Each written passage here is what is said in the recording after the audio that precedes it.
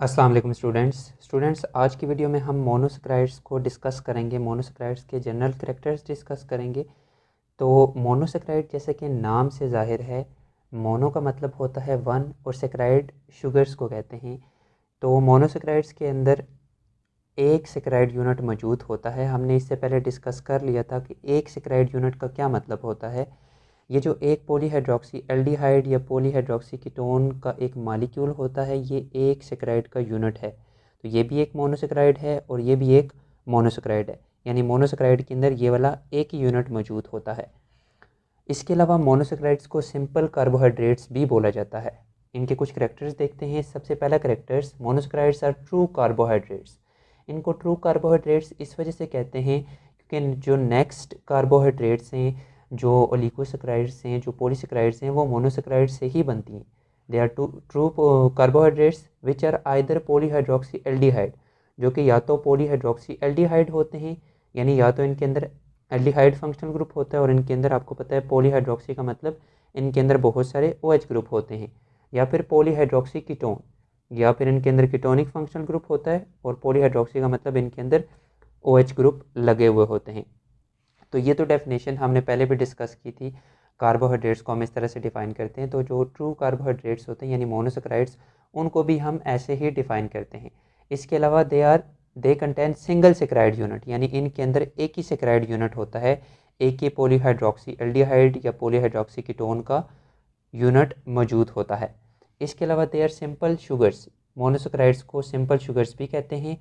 और monosaccharides can not be hydrolyse, इनको further हम वाटर ऐड करके तोड़ नहीं सकते। इसके अलावा they are sweet in taste. Monosaccharide का जो टेस्ट होता है वो स्वीट होता है। इसके अलावा मोनोसेक्राइड्स वाटर के अंदर ईजिली सॉल्युबल होती हैं। अब नेक्स्ट, मोनोसेक्राइड्स जो होती है इनके अंदर जो कार्बन नंबर होते हैं वो वेरी करते हैं। कार्बन नंबर मतलब ये जो कार्बन मौजूद होते हैं, जैसे इस एग्जांपल के अंदर ये जो एक मोनोसेक्राइड है इसके अंदर एक दो तीन कार्बन मौजूद हैं। इसी तरह से जो सबसे सिंपल मोनोसेक्राइड्स होती हैं उनके अंदर 3 कार्बन होते हैं। इसी तरह से कुछ मोनोसेक्राइड्स ऐसी हैं जिनके अंदर 4 कार्बन होते हैं। कुछ मोनोसेक्राइड्स ऐसी हैं जिनके अंदर 5 कार्बन होते हैं। इसके अलावा कुछ मोनोसेक्राइड्स ऐसी हैं जिनके अंदर 6 कार्बन होते हैं, जैसे कि आपने ग्लूकोज के बारे में सुना होगा। ये एक ऐसी मोनोसेक्राइड है जिसके अंदर 6 कार्बन होते हैं। इसके अलावा फ्रक्टोज के अंदर भी 6 होते हैं, गैलेक्टोज के अंदर भी 6 कार्बन होते हैं।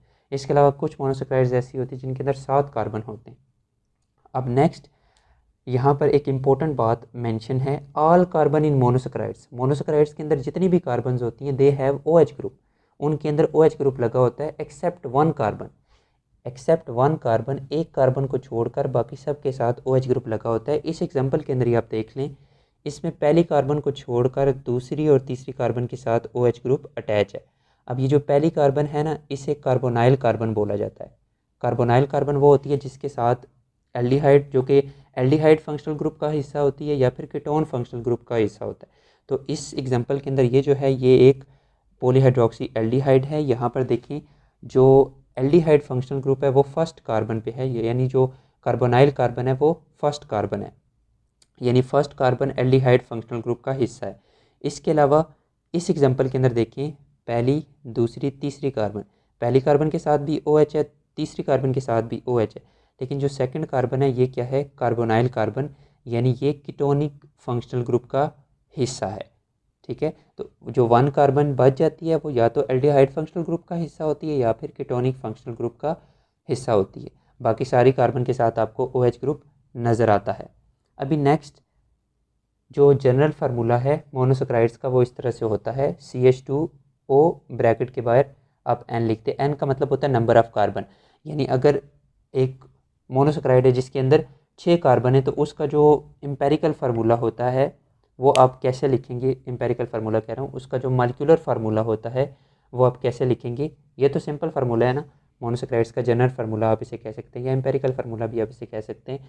तो अगर आपने एक मोनोसेक्राइड जिसके अंदर 6 कार्बन है उसका आपने मालिकुलर फार्मूला लिखना है तो आप क्या करेंगे, जो ब्रैकेट के बाहर N है ना, इसकी जगह आप 6 पुट कर देंगे। N का मतलब होता है नंबर ऑफ़ कार्बन, तो ये 6 इन अंदर वाले जितने भी नंबर्स हैं उनके साथ मल्टीप्लाई होगा। कार्बन के साथ कुछ नहीं, मतलब 1, ऑक्सीजन के साथ भी 1 है तो C6H12O6। ठीक है, तो इसका जो सिंपल फार्मूला है ना, एम्पेरिकल फार्मूला, वो ये है। यहाँ पे N आप लिखते हैं। ठीक है, इसके अलावा आप इसको इस तरह से भी लिख सकते हैं CnH2nOn। एन का मतलब number of carbon, depending upon उस मोनोसेक्राइड के अंदर कितने नंबर ऑफ़ कार्बन है, आप इस एन की जगह वो नंबर ऑफ़ कार्बन पुट कर देंगे। जैसे फॉर एग्जांपल अगर कोई मोनोसेक्राइड है जिसके अंदर 3 कार्बन है, तो उसका आप मालिकुलर फार्मूला कैसे लिखेंगे, 3 को मल्टीप्लाई कर देंगे C3H6O3। ठीक है। तो नेक्स्ट हम मोनोसेक्राइड्स को क्लासीफाई करते हैं। मोनोसेक्राइड्स को 2 तरीक़ों से क्लासीफाई किया जाता है, on the basis of functional group, यानी वो मोनोसेक्राइड जिनके अंदर एल्डिहाइड फंक्शनल ग्रुप होता है उन्हें हम कहते हैं एल्डोजीज, और जिनके अंदर कीटोनिक फंक्शनल ग्रुप होता है, जैसे ये वाला एक मोनोसेक्राइड है जिसके अंदर कीटोनिक फंक्शनल ग्रुप है, तो इनको हम बोलते हैं कीटोजीज। तो एल्डोजीज और कीटोजीज यहाँ पे आप देख सकते हैं। अब नेक्स्ट ये बात आपने ध्यान में रखनी है, जो एल्डोजीज होती है ना, उनके अंदर जो कार्बोनाइल कार्बन होती है वो एंड पर मौजूद होती है, यानी जो टेल पर कार्बन होती है वो कार्बोनाइल कार्बन होती है। ठीक है, जो आप ऐसा कह सकते हैं जो एल्डिहाइड फंक्शनल ग्रुप होता है वो एंड पर मौजूद होता है। इसके अलावा जो कीटोजीज होती हैं उनके अंदर जो कार्बोनाइल कार्बन होती है वो इंटरनल होती है। इंटरनल मतलब उस चैन के अंदर, यहाँ पर देखिए जो सेकंड है, सेकंड कार्बन है वो क्या है, कार्बोनाइल कार्बन। तो carbonyl carbon in aldoses is present at the end या टेल पे होती है, और कीटोसिस के अंदर कार्बोनाइल कार्बन इंटरनल होती है। अभी नेक्स्ट एल्डोसिस और कीटोसिस की एग्जांपल मैं आपको बता देता हूँ। एल्डोज के अंदर आप एग्जांपल लिख सकते हैं ग्लूकोज की, और कीटोज के अंदर फ्रक्टोज की, और भी बहुत सारी एग्जांपल हैं फ्रक्टोज, वो हम आगे जाकर डिस्कस करेंगे नेक्स्ट वीडियो में। तो एल्डोजिस की definition, they contain aldehyde group, types of group of monosaccharide, ketoses are monosaccharides that contain ketonic functional group. इसके अलावा इनके अंदर एल्डोजिस के अंदर कार्बोनाइल कार्बन आपको यहाँ पे टेल पे नज़र आ रही है, और कीटोजिस के अंदर कार्बोनाइल कार्बन इंटरनल होती है। एल्डोजिस की एग्जांपल के अंदर ग्लूकोज आ जाता है, कीटोजिस की एग्जांपल के अंदर फ्रक्टोज आ जाता है।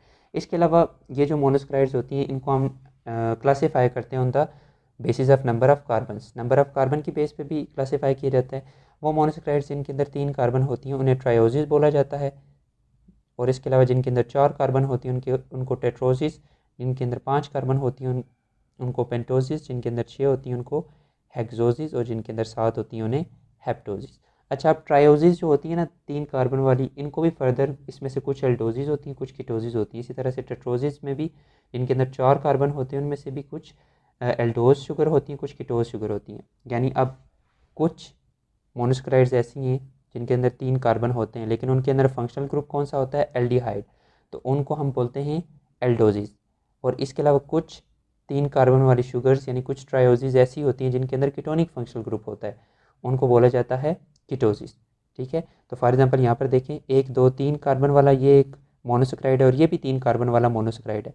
ठीक है, यानी ये भी, इसको हम कहते हैं पॉलीट्रॉक्सी एल्डिहाइड, और ये पॉलीट्रॉक्सी कीटोन, ये तो जनरल है ना। तो ये भी एक मोनोसेक्राइड है और ये भी एक मोनोसेक्राइड है। कौन सी वाली मोनोसेक्राइड्स हैं, ट्रायोजिस। ये भी ट्रायोजिस है और ये भी ट्रायोजिस है, लेकिन अब यहाँ पर देखें इस फर्स्ट के अंदर कौन सा फंक्शनल ग्रुप है, एल्डिहाइड, तो इसको बोलेंगे एल्डोज शुगर। और इसके अंदर कौन सा फंक्शनल ग्रुप है, कीटोनिक, कीटोन वाला फंक्शनल ग्रुप है, तो इसको हम क्या बोले हैं, इसको क्या बोलेंगे, कीटोजिस। तो ये एक एल्डोज शुगर है और ये वाली कीटोज शुगर है। इसके बाद नेक्स्ट वीडियो में हम इन मोनोसेक्राइड्स को यानी ट्रायोजिस, टेट्रोजिस, पेंटोजिस की एग्जांपल्स देखेंगे, और इसी के साथ कुछ मोनोसेक्राइड्स के हम फंक्शंस भी डिस्कस करेंगे।